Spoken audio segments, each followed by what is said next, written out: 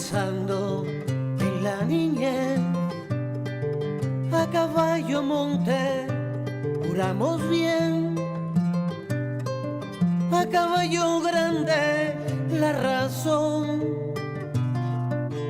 Ya eras gigante del corazón. A caballo blanco libre, rompiendo silencio. A caballo yo voy.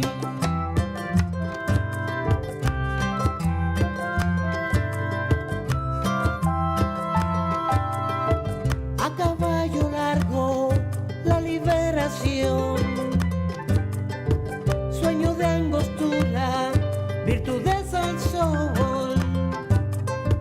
A caballo el frío, tu sudor. A caballo glorias, el delirio los dos. A caballo blanco libre, comenzó tu historia. A caballo canción.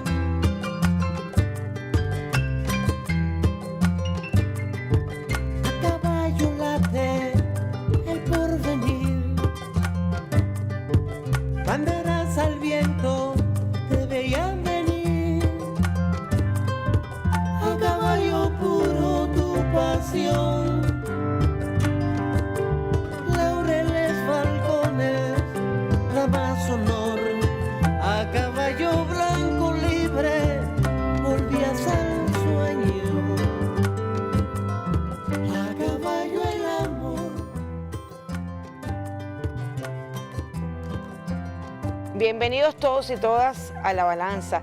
En esa imagen que veíamos, en una canción hermosa que relata lo que fue el sueño de Bolívar, pero el sueño además transmitido al comandante Hugo Chávez. En esa parte del video faltó la imagen de Bolívar y Chávez al final, de espaldas frente al río, entregándose la responsabilidad a través de la espada de la lucha antiimperialista, de la lucha por los pueblos. Aquí la estamos viendo, la imagen hermosa, emotiva, con motivo además del cumpleaños del comandante Chávez que ayer celebramos, de nuestro eterno comandante del amor, así le decimos muchos. Pues nada, fue un momento emotivo, venimos de una gran victoria electoral, de eso conversaremos con nuestro invitado más adelante, pero quería abrir con este homenaje a la vida del comandante Hugo Chávez, a nuestro líder, comandante querido, que nos llevó por este camino de la definitiva emancipación, de la definitiva libertad y de construir un nuevo horizonte desde el sur global. Gracias miles al comandante Chávez por todo lo que representa, por todo lo que significa su legado, por todo lo que significa su paso, por nuestra conciencia y nuestros corazones. De esto voy a hablar con Chema Sánchez, miembro de la Red de Intelectuales por la Humanidad, nos acompaña, está de visita en Venezuela. Gracias Chema por visitar esta también tu patria, esta patria abierta a todos los que luchan contra, digamos, contra las fuerzas opresoras a nivel mundial, y nosotros los que luchamos por la esperanza nos encontramos en esta tierra de Bolívar y de Chávez construyendo un futuro. Gracias por acompañarnos. No, gracias a vosotros, gracias a Chávez, gracias a Bolívar, gracias al pensamiento bolivariano, antiimperialista, gracias a esos precursores de un mundo de verdad multipolar, un mundo de verdad en que las soberanías conviven con respeto, con amor, que es lo que en realidad soñaban estos grandes próceres. Por cierto, los sueños no son solo sueños cuando vienen de las resistencias y de las luchas. Los sueños son en realidad proyectos a medio plazo, no son quimeras, son utopías, y como utopías son para cumplirlas. Y yo creo totalmente que estoy en mi tierra, porque estoy en la tierra de aquellas utopías que se están cumpliendo, y para mí eso es un orgullo y una esperanza. Uno de los temas que me gustaría hablar sobre todo, porque bueno, desde tus análisis, pues el tema cómo los intelectuales del mundo, la izquierda revolucionaria del mundo, comprende esta impronta espiritual del comandante Chávez, también de Fidel, pero sobre todo Chávez. Chávez es una conexión desde el afecto muy particular y es un tema que a veces abordarlo desde la teoría, de las diferentes teorías revolucionarias, a veces no es tan frecuente. O sea, el tema de la espiritualidad revolucionaria, o sea, no es solamente ya la claridad sobre las diferentes teorías que analizan el problema de la explotación del hombre por el hombre, las diferentes teorías que explican las posibles soluciones para resolver los grandes problemas de la humanidad, sino que también es este toque del sentimiento. Chávez es un sentimiento, lo decimos todos, es decir, no es solamente el rescate del pensamiento emancipador, libertario de Bolívar, de todos los luchadores y luchadoras, no es solamente el pensamiento geoestratégico de Chávez, las luchas que hemos venido llevando adelante con el presidente Nicolás Maduro, sino que es ese hilo de la espiritualidad, del amor, de la que hablaba también el Che Guevara. O sea, cómo la manejamos, cómo la entendemos desde lo cerrado que es a veces las teorías sociológicas, las teorías filosóficas en relación a la revolución. Mira, si las teorías sociológicas y los proyectos ideológicos se limitan a poner un manual de técnicas, de protocolos, de forma para probar si algo es, por ejemplo, socialista, se están olvidándose que los proyectos tienen alma. Evidentemente, yo ni soy entonces socialista, ni creo en el socialismo, pero como sé que no es así, que hasta Marx, Carlos Marx, hablaba, porque mucha gente saca de contexto lo de la religión. La religión, el opio del pueblo, y no, lo que llegaba a decir es que la espiritualidad era importante, la confianza, la fe, era importante para mucha gente, y que lo que pasa es que se podía utilizar esa espiritualidad en positivo o en negativo, ¿no? Los proyectos con alma que hoy están resistiendo son, por ejemplo, los proyectos de Palestina, que resisten con una fe inmensa y son proyectos con una religión inserta en su mayoría, en la mayoría de su población. Los proyectos de las resistencias en los distintos países en que tienen que luchar con armas y con mártires para poder vencer, y todos ellos son muy religiosos. Yo te digo que desde mi punto de vista, por ejemplo, Hezbollah es más marxista que todos los partidos marxistas de Europa juntos, que desde luego podrían poner una moneda en una maquinita y demostrar que su marxismo no está buscando la felicidad y la dignidad de los pueblos por encima de todo, está buscando otras victorias, no sé si pírricas, no sé si metodológicas, no sé si de manual. El marxismo no es un manual, el marxismo es una metodología con una dialéctica que se expresa en la lucha diaria por conseguir esos objetivos de felicidad. Saber que eso está lleno de amor y está lleno de alma, lo entendió perfectamente el Che Guevara y lo entiende perfectamente Chávez, y Chávez lo transmite así. Y Chávez no tenía ningún problema, ni Fidel, con Chávez, porque él fuera absolutamente de fe religiosa. No tuvo nunca problema, ¿verdad? Ni nadie tuvimos problema en ver en él un referente revolucionario.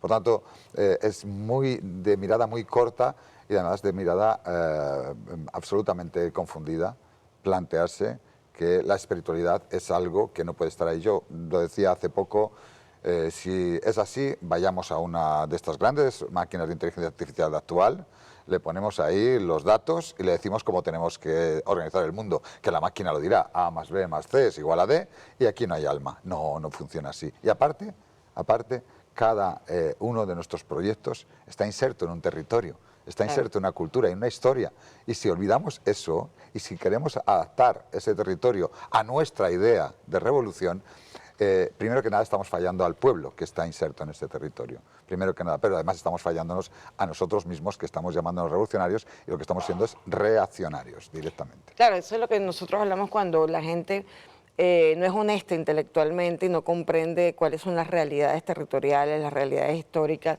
también las realidades que tienen que ver con lo cultural de ese pueblo que construye una espiritualidad independientemente de la religión. Pues, por ejemplo, en Venezuela, digamos que el espíritu revolucionario que traemos de Bolívar, que Chávez aumenta, está impregnado de la cosmovisión indígena, está impregnado de diferentes visiones teológicas, está impregnado también de los agnósticos, o sea, es una riqueza que ha construido esta posibilidad de luchar contra el imperialismo sumando cada una de las capacidades, sumando cada una de las visiones con un objetivo común, que es además, digamos que una de las cosas que hemos aprendido, Chema, es a construir conceptos propios. Ya lo decía Simón Rodríguez, lo traía Chávez también al presente, lo mantiene el presidente Nicolás Maduro, es construir desde nuestras propias capacidades, nuestras propias metodologías para lograr las victorias, ¿no? Y yo creo que eso ha sido una fortaleza. Claro, yo tengo abuela, pero también hay que lavarnos los venezolanos.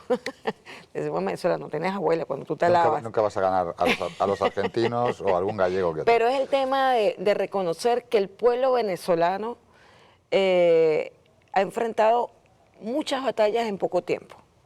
Batallas que fueron fundamentales, como el intento de que en parte lo lograron, romper con el tejido social, con el tejido familiar, con la guerra económica. Muchos de los venezolanos salieron a buscar otras oportunidades. Eso implicaba ruptura de diferentes tejidos a los que no estamos acostumbrados, la partida de muchos profesionales, etcétera. Aún a pesar de eso y ante un bloqueo feroz, yo no sé si tú lograste estar en esa época del 16 del 15 al 18, que fue tan fuerte, superarlo y superarlo con creces, porque tenemos, digamos que, un nivel de crecimiento que supera toda la región, el crecimiento económico, y eso es por esfuerzo propio. Lograr abastecernos en casi el 100%, un 90 y tanto por ciento alto, 97%, de abastecer lo que necesitamos en Venezuela, ha sido un logro de la resistencia del pueblo. Y ahí se suman todos y todas, todos y todas. Entonces, yo creo que es tan importante sumar en revoluciones y establecer criterios para objetivos comunes, independientemente de las diferencias que podamos tener en cuanto a las formas, en cuanto a algunos métodos.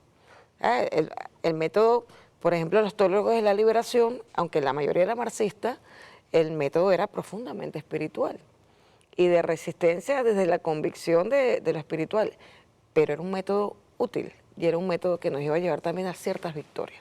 Entonces, pues nada, o sea, me encanta que lo digas, Chema, porque yo creo que es bueno reconocer que lo que se ha hecho en todo este periodo de sumar voluntades, aunque uno tenga diferencias.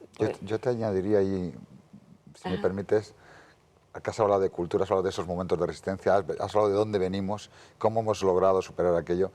Es que una de las cosas que yo admiré en la época de Chávez y que han continuado y pervivido absolutamente ahora, que nadie se olvide de eso. O sea, se fue Chávez, pero quedó el chavismo perfectamente insertado. Entonces, que eso demuestra que los que tuvieron que recoger el testigo, que los que tuvieron que seguir esa batalla no han sido desleales a ese chavismo. Y eso es muy importante y muy difícil hoy en día encontrarlo. Siempre se busca en ese relevo, en ese cambio de líder, una especie de cambio absoluto de proyecto, ¿no? Pero eso tiene razón de ser previamente. Es decir, Chávez no vence solo fortaleciendo de repente pues, los elementos materiales, económicos o incluso de poder político y, por supuesto, militar, sino que abunda en lo cultural y lo comunicacional. Ahí hay dos factores que yo digo muchas veces, porque el proyecto revolucionario, si no se preocupa de afianzarse culturalmente, se convierte en efímero. Claro. Absolutamente es una victoria temporal. Y en cuanto acaben los que están tirando de las riendas, los que están conduciendo ese caballo de Bolívar, en cuanto se baje del caballo Bolívar, el caballo se va. Claro. Y entonces en ese terreno, para que ese caballo siga pastando en ese territorio, tiene que saber que ese es su territorio y que tiene que continuar ahí. Tiene que haber una culturización, una cultura, una ética, una comunicación revolucionaria permanente, que además conecte con el pueblo. Y eso yo creo que también, luego si quieres lo hablamos, pero que eso tiene sobre todo que ver con cómo comunicaba, con qué importancia comunicaba y cómo era una comunicación permanente y constante del chavismo, que ha continuado también, ¿no? Pero en ese sentido, esa siembra, a pesar de la premura, la prontitud con la que se nos fue este referente irrepetible en sí mismo, yo veo que tuvo el tiempo suficiente, como los grandes próceres tienen, para dejar una siembra impresionante. Esa deculturización, ese afianzamiento de las disciplinas no humanísticas, de ese desplazamiento de la comunicación con sentido, con profundidad, con reflexión, con parada. Eso es lo que nos quieren imponer. Y lo que quieren imponer a los jóvenes, primero que nada, porque ellos quieren sembrar futuro en contrarrevolucionario, pero aquí yo noto al contrario, una situación en la que todavía se ha conservado y se ha permanecido en esa situación. Evidentemente, hay que seguir afianzando lo político, lo económico, todo lo básico, la dignidad del pueblo, pero, repito, aquello que no puede faltar se puede arruinar en cualquier elemento de cambio inmediato a partir de no tener un pueblo con una cultura revolucionaria inserta dentro. Eso es crucial. Ya, nos tenemos que ir a un corte, volvemos en La Balanza dentro de un momento.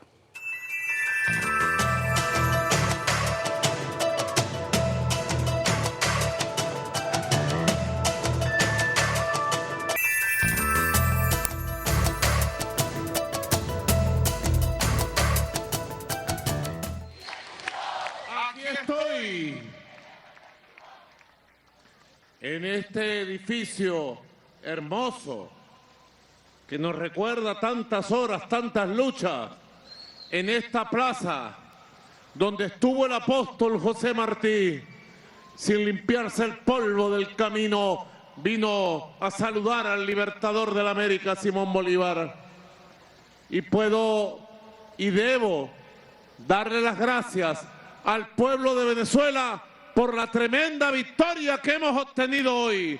285 alcaldías. A esta hora hemos ganado de 335. Hemos pasado de 212 alcaldías el año 2021 a 285 ganadas con el voto del hombre de a pie, de la mujer de a pie, del pueblo irredento y rebelde. Desde aquí, como jefe de Estado, jefe de gobierno, presidente constitucional de la República Bolivariana de Venezuela, felicito a los 50 alcaldes que han ganado de la oposición venezolana. Bienvenidos al trabajo, a la paz, a la democracia, a la convivencia nacional. Pero también los llamo al respeto, al poder comunal, a los circuitos comunales, a los consejos comunales, a las comunas. Ahora viene tremendo trabajo, porque el pueblo votó y tenemos 5.336 proyectos aprobados por el voto del pueblo para la juventud.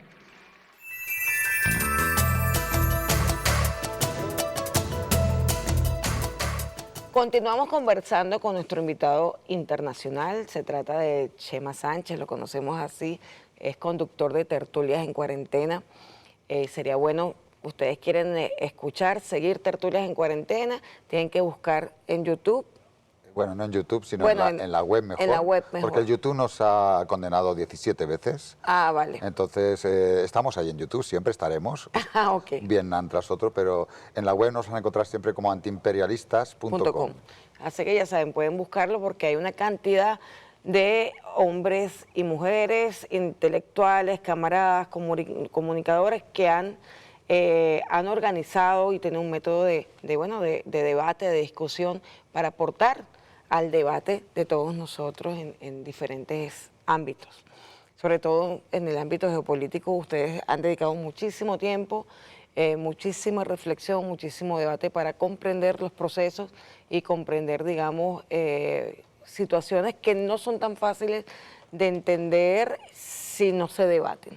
El tema de, digamos, de la manipulación en el caso de Ucrania, sobre todo en Europa, que digamos que los medios de comunicación han construido una rusofobia, han desvirtuado la realidad de lo que ocurre en ese contexto y ustedes han hecho una tarea importante de hablar desde la verdad, y sobre todo para ese público, porque quizás nosotros los latinoamericanos tenemos mucha claridad sobre la mayoría de los asuntos geopolíticos, porque bueno, tuvimos al comandante Chávez, tenemos a Nicolás Maduro, tenemos el liderazgo de hombres y mujeres que siempre trabajan en el tema geopolítico, porque decía el comandante Chávez, y así lo aprendimos y así lo mantenemos, o sea, lo local no se desvincula de lo que ocurre de forma distante, y eso hay que tener mucha claridad. Y eso es lo que a veces perdemos de vista algunos movimientos políticos, partidos políticos, que nos enfrascamos en resolver lo inmediato y no entendemos que lo inmediato tiene relación con lo que ocurre a nivel global, y perdemos entonces a veces hasta el esfuerzo. Gracias a Dios nosotros sí tenemos claro esa percepción del tema.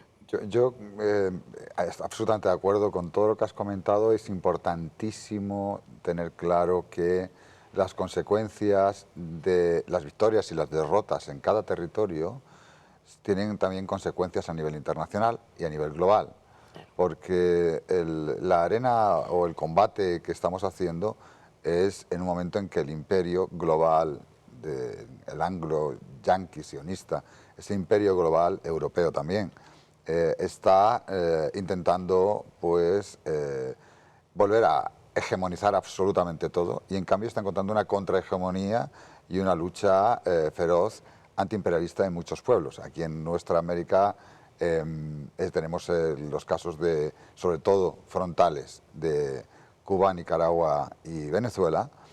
Por tanto, esos países, sus pueblos, deberían entender mucho más fácil la violencia con la que actúa el imperio. Claro. Pero no hay que menospreciar las capacidades de alienación del imperio, incluso en esos países. Y por tanto, por eso es muy necesario que haya una mirada amplia de ese antiimperialismo como necesario para poder avanzar. Cualquier cosa dentro de nuestros territorios que le deje territorio al imperialismo está dejándole territorio al imperialismo a nivel no solo local, sino global. Y en ese terreno, si porque se llega a un acuerdo con un territorio, uno puede olvidarse o mirar para otro lado con lo que ocurre en el territorio de al lado o en el territorio en la otra parte del mundo, lo que estamos haciendo es dejando que respire el imperio para volver a atacarte más tarde. Nosotros, en ese internacionalismo que debe haber y que debe existir y que debe estar, cuando hicimos el canal, o quisimos nombrar el canal, que al principio era Tertulias en Cuarentena, una forma de decir, a raíz del COVID, el 2020, vamos a 19-20, vamos a hacer que se llame Tertulias en Cuarentena porque estamos en cuarentena, pero estamos en cuarentena no por el COVID, sino porque estamos en cuarentena como argumento, como razón, como posición ideológica. Estaremos en cuarentena siempre contra este sistema, y más en Europa, ¿no? Nosotros éramos esa gente consciente en Europa, conectada con gente consciente en el mundo. Desde el principio fue así, nunca fue solo Europa, nunca fue ni mucho menos solo España, al contrario, fue seguramente menos España, menos Europa y más todos los países que estaban disfrutando de luchar con otros sueños antiimperialistas, los que construyeron la idea del canal. A partir de eso, ¿dónde estamos hoy en esa rusofobia que dices? Sí, aquí tenemos rusofobia, pero yo he visto en América Latina sinofobia. Se está atacando a otro enemigo, porque desde aquí lo que interesa es que ese enemigo del hegemón imperialista no venga aquí a ofrecer unos acuerdos diferentes, claro, multipolares. Claro. Así que probablemente haya menos rusofobia, por supuesto, en Venezuela, en Cuba, Nicaragua, que en Europa, pero puede que haya entonces más, en otros países, que haya más xenofobia incluso en estos países, que no vean el público de a pie. Digo público porque esta gente utiliza el imperio utiliza a las personas simplemente como público espectador, no participativo, para hacer para escuchar, oír y repetir lo que ellos digan. Ahí en Europa la avalancha de medios en esa rusofobia es terrible. Pero además hay siempre un apretón hasta donde nos dejen llegar, Ya veremos con otros temas como que ellos en ciertos territorios no pueden vender todo el argumento, pues venden parte del argumento. Hasta donde te dejes tú, ellos llegan. y su trabajo es súper dialéctico. Ellos son más dialécticos que la izquierda, ¿no? y que los pueblos que no están en resistencia, sobre todo, ¿no? Y ahí es donde yo creo que el antiimperialismo es el eje aglutinador de todas las luchas, que debería estar en todo lo que hacemos. Un pueblo en revolución bolivariana, martiana, socialista, que no trabaja desde el principio del internacionalismo, se está engañando a sí mismo. Cuba, inicios, recordemos, de la Revolución Cubana, con todo en contra, una pequeña isla allí, ya estaban luchando por otros pueblos que ni eran de su color de piel, de su color de revolución, de su sentido de, no, simplemente era el sentido de liberarse, de decolonizarse en África, y ahí estaba Cuba ayudando desde el principio de la revolución, que podía decir, a nosotros no nos pidáis más, que ya tenemos bastante con la que tenemos y que se nos cae encima, ¿no? Claro. Mira, Chema, yo había puesto al presidente Nicolás Maduro celebrando la victoria, reconociendo también, por supuesto, la victoria de este sector de oposición que ha participado dentro de las reglas que establece la Constitución, que establecen las leyes que nos hemos dado los venezolanos y las venezolanas, y eso es un logro que hay que resaltar, porque nosotros venimos de unos episodios de demostración de fascismo de la extrema derecha que fueron terribles. O sea, era ver la muerte acercarse a ti, o sea, ver la posibilidad de que tú fueras objeto de acciones inhumanas, como que te quemaran, como que te degollaran. O sea, fueron momentos muy difíciles que vivió Venezuela frente a los brotes de fascismo, de neonazismo aquí en Venezuela, y ha sido una victoria. No tanto hablar de, digamos, que una victoria en términos de sistema electoral, una victoria porque, bueno, tenemos un sistema electoral extraordinario, de vanguardia, hemos culminado un proceso de relegitimación de los poderes constituidos, diputados a la asamblea, gobernadores, alcaldes, concejales, o sea, en lo regional, en lo local, en lo nacional, ya tenemos, digamos, que relegitimadas, como dice la Constitución, y en el tiempo oportuno que dice la Constitución, todos esos, digamos, esos dirigentes elegidos a través del voto. Pero tenemos un arsenal de tareas en cuanto a la construcción del seguir construyendo el poder popular. Ese mismo día, el domingo, se elegían, había cerca de 35.000 proyectos para elegir 5.000 y tantos proyectos que ofrecía la juventud y que todos y todas, jóvenes y no tan jóvenes, estábamos eligiendo en simultáneo. O sea, es ir construyendo el futuro, ir construyendo, seguir construyendo el poder popular, y además vencer, porque quedaron ya de alguna manera derrotados esos grupos de extrema derecha que llamaron a cometer los actos más atroces contra el pueblo venezolano. Siguen llamando a algunos de ellos, pero ya no tienen fuerza. Ya el venezolano, independientemente, Chema, y tú como comunicador te lo comento para que también desde tu análisis a lo mejor también lo analices, lo debatan, el venezolano que aún no siendo militante, no siendo parte de la revolución bolivariana, ve en la revolución bolivariana la posibilidad de que haya paz, de que haya vuelta de sus familiares. O sea, te lo digo porque en lo electoral, lo electoral también habla.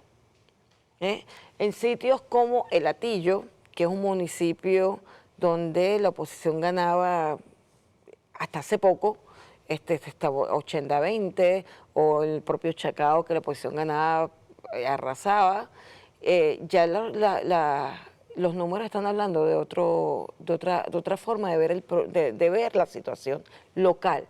Es decir, muchísima más gente se está sumando a votar porque se dan cuenta que los factores revolucionarios sí se ocupan de los problemas de la comunidad, sí se ocupan de los proyectos de lo territorial. Entonces hay una transformación. Y eso lo digo, y perdona lo largo, pero es para explicar que hemos dado unos cambios importantísimos. Y eso fue a través del diálogo. No ha habido represión, no ha habido, o sea, a través de convencer. y de demostrar liderazgo, demostrar que esta es la vía y no el fascismo que lamentablemente en países europeos está más bien teniendo todo el territorio para germinar y crecer, siendo una amenaza para la humanidad. Nosotros seguimos luchando contra eso, pero creo que hemos dado importantes victorias que tenemos que seguir dándolas. Pero nos preocupa, bueno, a mí particularmente me preocupa mucho Europa. Claro, no, de Europa ahora te cuento exactamente por dónde veo yo los elementos de fascismo, cómo los están cultivando y germinando. Evidentemente, como hemos dicho antes, sí es muy importante lo que hacemos por lo que significa a nivel internacional desde aquí, es que lo que se hace en Europa va a hacer daño también aquí y va a tocar aquí por sus consecuencias internacionales también. Es efectivamente algo recíproco. Aquí dentro, las elecciones que he visto ahora, la metodología ya afianzada en la votación de transparencia, simplicidad, casi estás haciendo tú mismo la auditoría de lo que está sucediendo. Eso es una cosa importante. Y la guerra cultural de la que yo hablaba se hace caminando. Y una de las cosas absolutamente pionera, como es el hacer participación política de esa juventud amplia, en la que hay un sector que ni siquiera tiene todavía derecho a voto o no ha hecho, derecho a voto me refiero en lo que sería... En lo convencional. Convencional, adulto. Elecciones convencionales. Bueno, pues aquí resulta que le estás dando ya una enseñanza, una formación política y una participación política, incluso una capacidad de decisión política de proyectos propios, ¿no? E incluso para todos los miles de proyectos que se proponen y que luego no se pueden disponer, porque no se pueden disponer de todos, todos salen con victoria, porque todos saben que ha entrado no en una boleta de la suerte, sino en una cuestión de decisión común, ha entrado eso, ¿no? El hecho de la democracia participativa realmente es revolucionario en sí mismo y es crucial.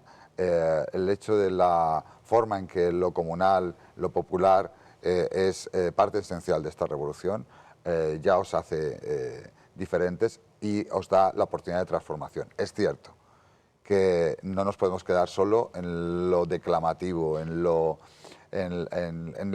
exponer aquí estamos, vamos a hacer, vamos a dar, a pesar de que ya habéis puesto las herramientas para que eso no ocurra y que sea algo en que todos estén implicados, hay que hacer que esa implicación no siga mimetizando todo aquello que ha quedado de la cultura burguesa, democrática burguesa, que hace que se repitan esquemas. Claro. Yo creo que oí el otro día que todavía hay alcaldes, a lo mejor el sistema no es el de alcaldes en el futuro, como diciendo, tenemos que ver cuál es el sistema que mejor se acopla para desarrollar los proyectos locales con la fortaleza que se debe. Pero efectivamente ya hay un reconocimiento de que están haciendo transformaciones, bueno, pues hay que abundar en ello. Y el fascismo contra el que vosotros lucháis, que ha sido sangriento, brutal, yo recuerdo todavía aquellas imágenes de Orlando Sí. quemado, que luego... Orlando Figuera. Sí, pero no se ha dicho que Orlando era uno más de cuantos que habían sido agredidos, asesinados, quemados. Bueno, pues esto que se ha tapado desde el exterior como si fuera un caso aislado. Bueno, vosotros ese fascismo es un fascismo que viene desde fuera, como cuando se contratan unos mercenarios para invadir Siria, son todos externos, como cuando se contrata y se trae el fascismo desde fuera para insertarlo, aprovechando, por supuesto, elementos internos que les viene muy bien ese fascismo.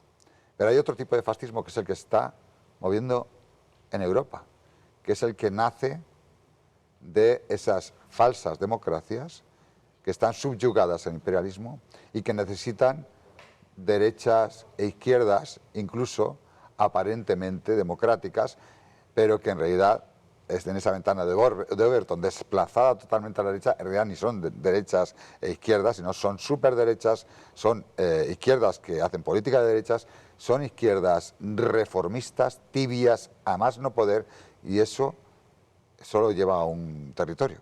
Son el alimento. Todos esos gobiernos de izquierdas tibias y reformistas y no transformadoras, que no apuestan a transformar, son la siembra para el futuro del fascismo. Eso lo han hecho intencionadamente y luego ha de aparecer el fascismo en su cara más terrible justo cuando la guerra que nos quieren imponer, colonial, y frontal contra el eje antiimperialista asiático, se acercan, necesitan pueblos ya no solo alienados, sino dispuestos a odiar y mucho para poder enfrentarlos y confrontarlos contra otros pueblos, simplemente por el hecho de no ser ellos. Y eso es racismo, es fascismo en su cara más brutal. Eso se está sembrando en Europa a lo bestia. Aquí habéis luchado, habéis vencido, tenéis el freno, sabéis cómo funciona.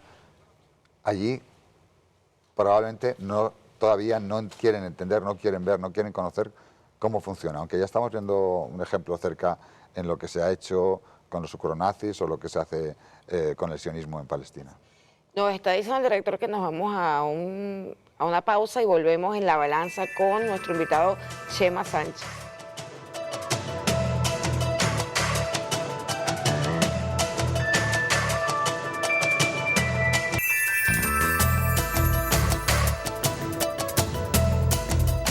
Continuamos en La Balanza, estamos hablando con el comunicador internacionalista, gran amigo, hermano de todos nosotros, Chema Sánchez, que nos acompaña. Vino a una actividad que se llama Las Voces del Mundo. Allí estarán diversos comunicadores, diversos pensadores, militantes, combatientes, participarán en esta actividad el día 30 y 31, ¿no?, de julio.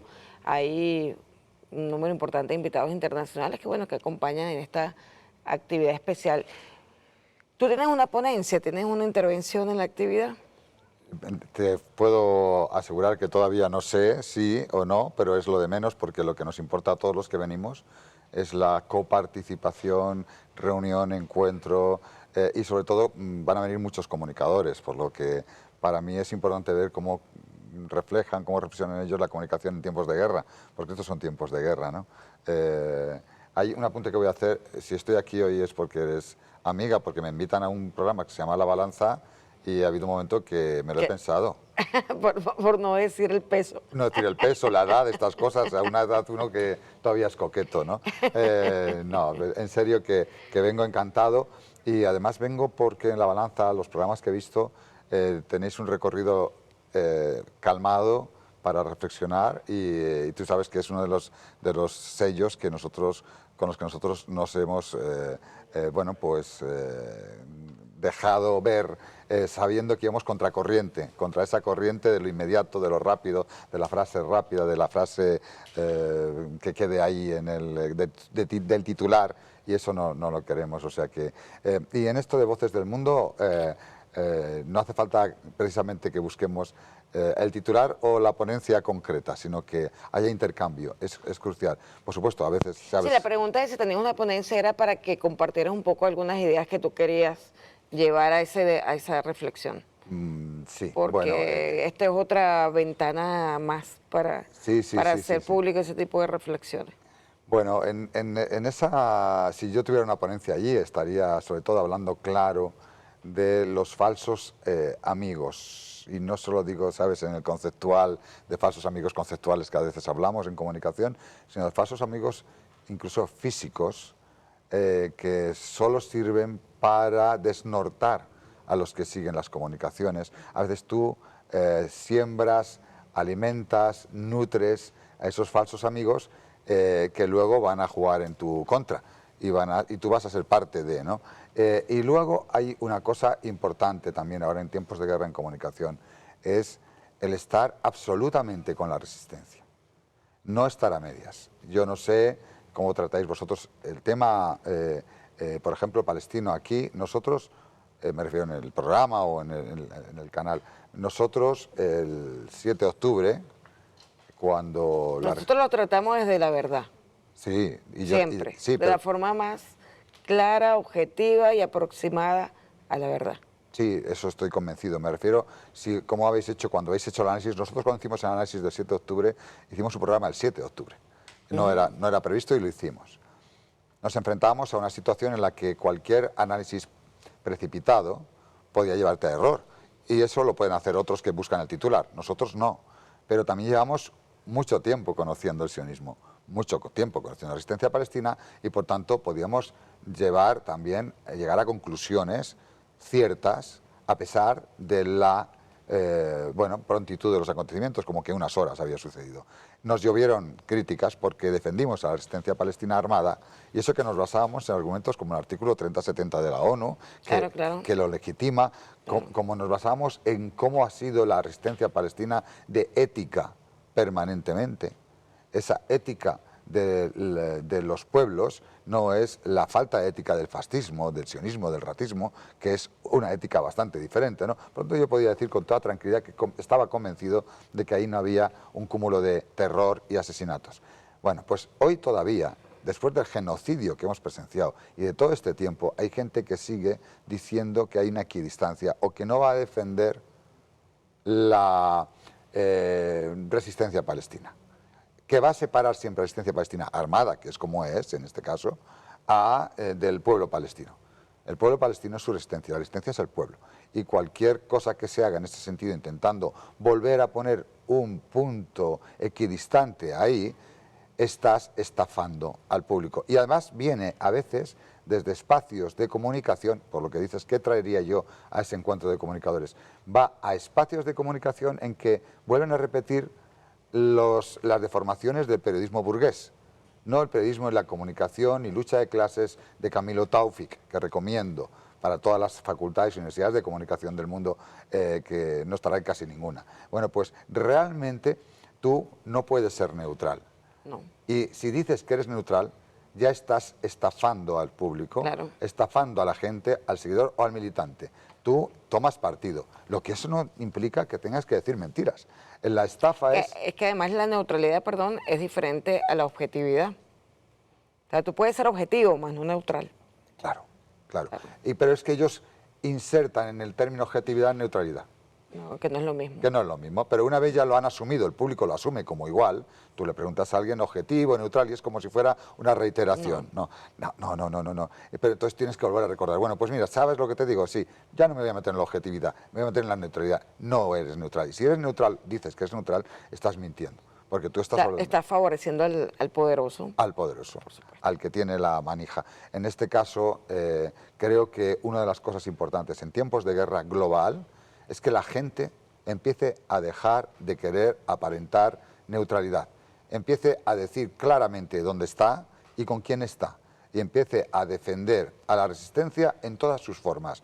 Y entonces la guerrilla comunicacional tiene que ser una guerrilla comunicacional que entienda que cuando se habla, por ejemplo, de Ucrania, no se puede decir de modo neutral, pues que uno invadió, que lo total. No, o pones todo el contexto, o tu descontextualización es absolutamente intencionada.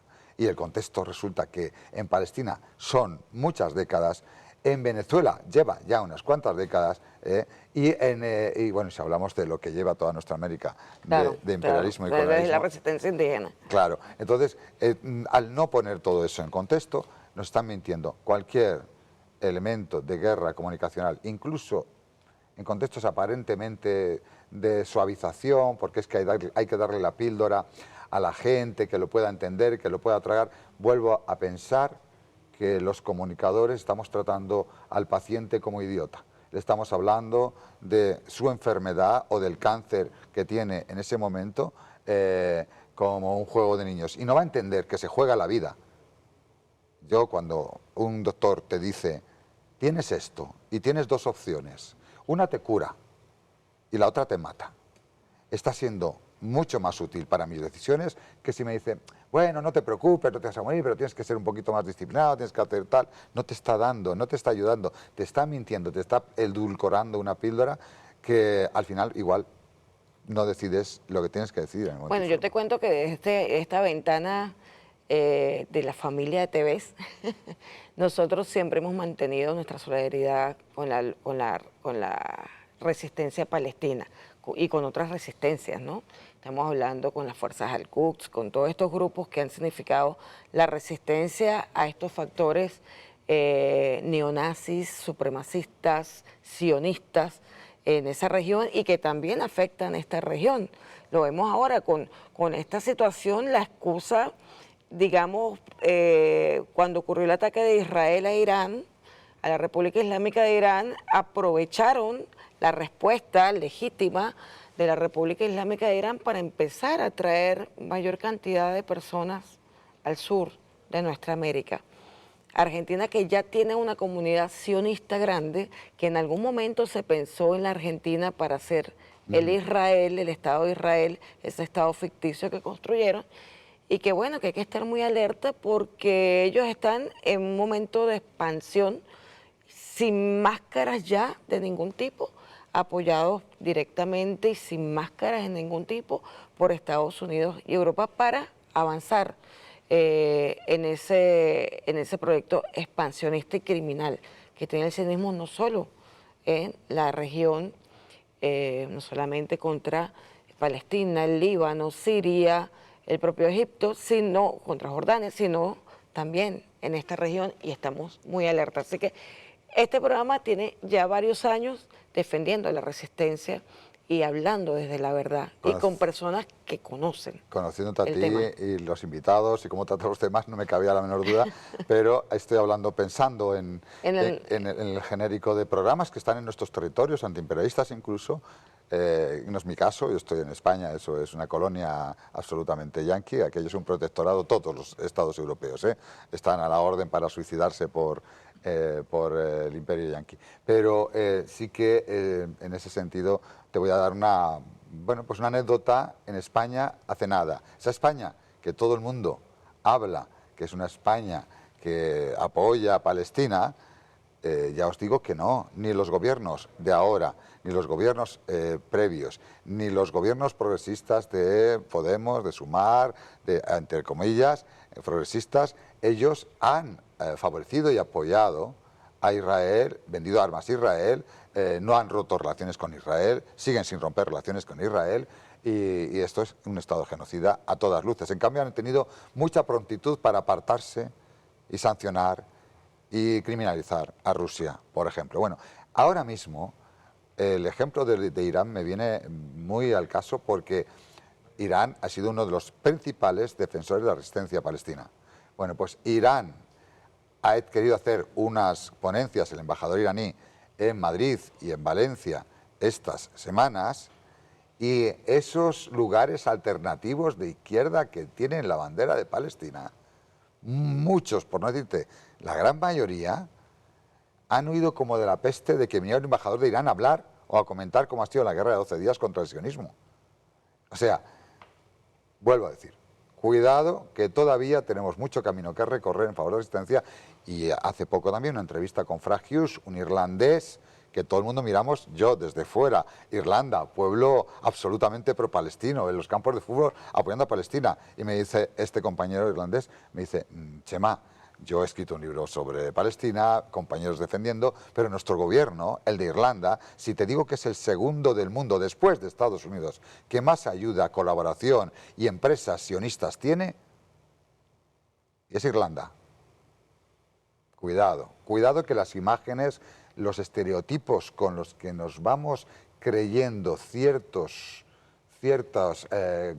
grandes movimientos transformadores en pueblos están muy lejos de ser verdad. Y por eso cabe más que nunca en este momento de guerra total, de caída del imperialismo, porque está cayendo, porque estamos ganando, porque estamos venciendo, porque por eso están así reaccionando, en este momento más que nunca, radicalidad, radicalidad, radicalidad y posicionamiento claro. Eso es lo que yo diría a los medios de comunicación. Bueno, muchísimas, ya estamos cerrando, me está diciendo el director del programa. Gracias por habernos acompañado estos días, gracias por siempre acompañarnos, digamos, en estos procesos transformadores, porque ciertamente, pues, yo creo que ha sido útil, muy útil la voz de todos los internacionalistas, porque Venezuela estuvo muy cercada a nivel de los medios. Lo que ocurría en Venezuela, lo que ocurría en la revolución, no lo contaban. Muy pocos lo contaban y hemos ido abriendo espacios gracias también a los compañeros y compañeras en todos los países que han sido también nuestra voz. Y eso, pues, es recíproco. O sea, cuentan con nosotros también para ser voz de todos los procesos de lucha y todos los procesos de resistencia. Es tejer la red antiimperialista. Yo creo que hemos llegado a un punto muy interesante en el que, digamos, este movimiento mundial antiimperialista, cuando vemos claramente para los que tenían dudas, no nosotros, pero hubo mucha gente que a lo mejor tuvo dudas con respecto al sionismo, que están viendo la verdad de la forma en que proceden estos criminales, y que la única solución es la unidad permanente, sostenida de todos los pueblos en resistencia. Y algo, si me das un minuto, Sí, muy claro. importante, si te viene aquí alguien desde Europa a contarte cómo debe ser tu revolución. Ah, no, yo no lo acepto. Sí, no, pero es que tú sabes que de repente vienen como dando cátedra de cómo tenéis que hacer las relaciones, la resistencia. Aquí los que venimos, lo primero que tenemos que venir es a escuchar y admirar y a agradecer poder participar en cualquier modo en la vivencia de lo que es esta revolución. Luego, aportar nuestras experiencias y sobre todo desdibujar la imagen que se pueda tener desde fuera de esos pueblos de Europa, por ejemplo, o de otros pueblos, estadounidense, canadiense, inglés, da igual, pero desdibujar eso y demostrar que somos capaces de mostrar todas esas fealdades que realmente existen. Pero como vengan a dar lecciones de ética, de transformación, de democracia a Venezuela, yo en esta radicalidad los pondría mirando para Burgos. Es un lugar idóneo en Europa, un avión y para allá. No, nosotros yo creo que hemos aprendido a reconocer a quienes vienen con intenciones de hacer tejido, de hacer red, de hacer enlace, y no a quienes vienen a darnos cátedra, porque no, cada quien con su proceso. Nosotros tampoco vamos por el mundo dando cátedra de lo que tiene que hacer nadie. Cada proceso tiene sus características, cada revolución tiene sus particularidades, y lo que hacemos es simplemente mantenernos solidarios con ellas, con los pueblos en resistencia, y construir la hermandad sin intentar incidir creyendo que tenemos la razón. Tampoco lo hacemos hacia afuera. Podríais dar, Pero no, más lecciones porque vuestra experiencia es real. Sí, pero también hemos aprendido que el respeto a la experiencia de los demás es importante. Y cada uno tiene diferentes formas de ver el mundo y tiene sus características y sus riquezas propias. Hay que aprender